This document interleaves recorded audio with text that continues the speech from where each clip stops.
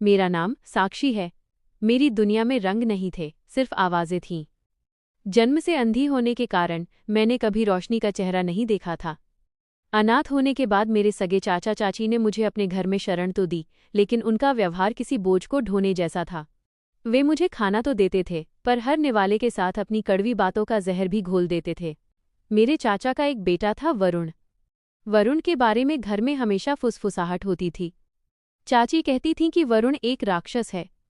उसका आधा चेहरा बचपन में एक हादसे में बुरी तरह झुलस गया था। चाची मुझे डराने के लिए हमेशा उसका नाम लेती थी। चुप हो जा साक्षी, वरना वरुण को बुला दूंगी, वह तुझे अपने साथ पाताल में ले जाएगा। वरुण ऊपरी मंजिल के एक अंधेरे कमरे में रहता था। उसके भारी कदमों की आवाज़ जब सीढ़ियों पर गूंजती तो मेरा शरीर डर के मारे कांपने लगता था। फिर मेरी जिंदगी में आर्यन आया। आर्यन मेरे चाचा का दूर का रिश्तेदार बताया गया। उसकी आवाज़ में एक ऐसी मिठास और ठहराव था जो मैंने पहले कभी महसूस नहीं किया था।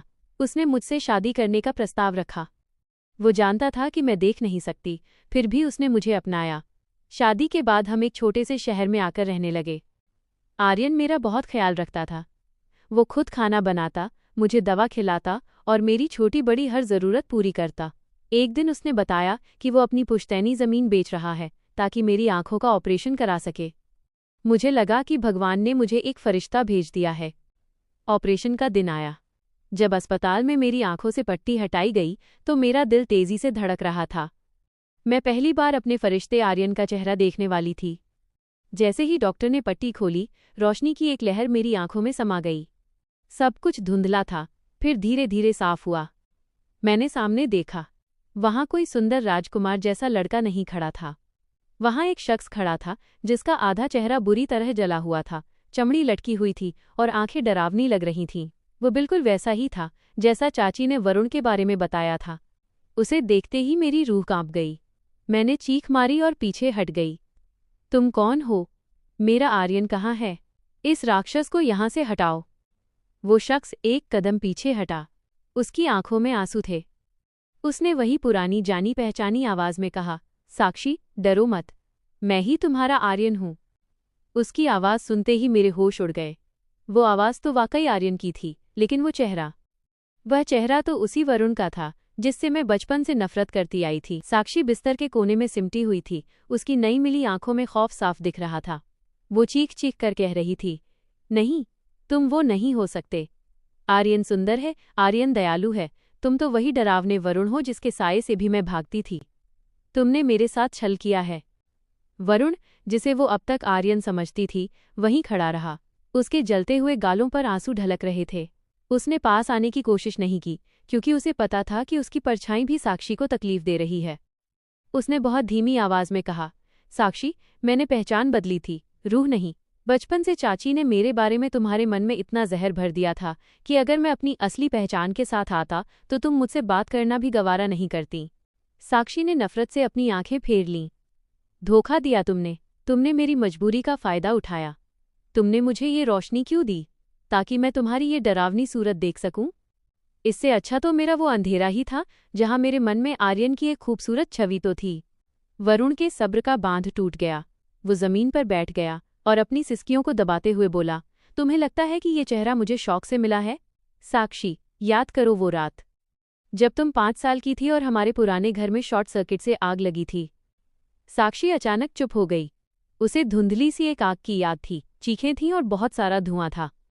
वरुण आगे बोला, सब अपनी जान बचाकर भाग रहे थे। चाचा चाची बाहर खड़े रो रहे थे क्योंकि तुम अंदर फंसी थी, पर किसी की हिम्मत नहीं हुई जलती छत के नीचे जाने की। मैं गया था। मैं सिर्फ 10 साल का था। जब मैंने तुम्हें अपनी बाहों में उठाया तो ऊपर से जलता हुआ एक शहतीर बीम मेरे चेहरे पर गिरा। मेरा चेहरा तुम्हारी आंखों के सामने ही पिघल रहा था, पर मैंने तुम्हें नहीं छोड़ा। मैं तुम्हें बाहर लेकर आया और उसी दिन से दुनिया के लिए मैं राक्षस बन गया और तुम्हारे लिए वरुण, जिसका नाम सुनकर तुम डरती थी। साक्षी सन्न रह गई। उसकी आंखों के सामने जैसे पुरानी यादों का पर्दा हटने लगा। वो चेहरा जो उसे डरावना लग रहा था, अब उसे एक बलिदान की तरह दिखने लगा। वरुण ने कांपते हाथों से अपनी फटी हुई कमीज की आस्तीन ऊपर की, जहां गहरे छालों के निशान थे।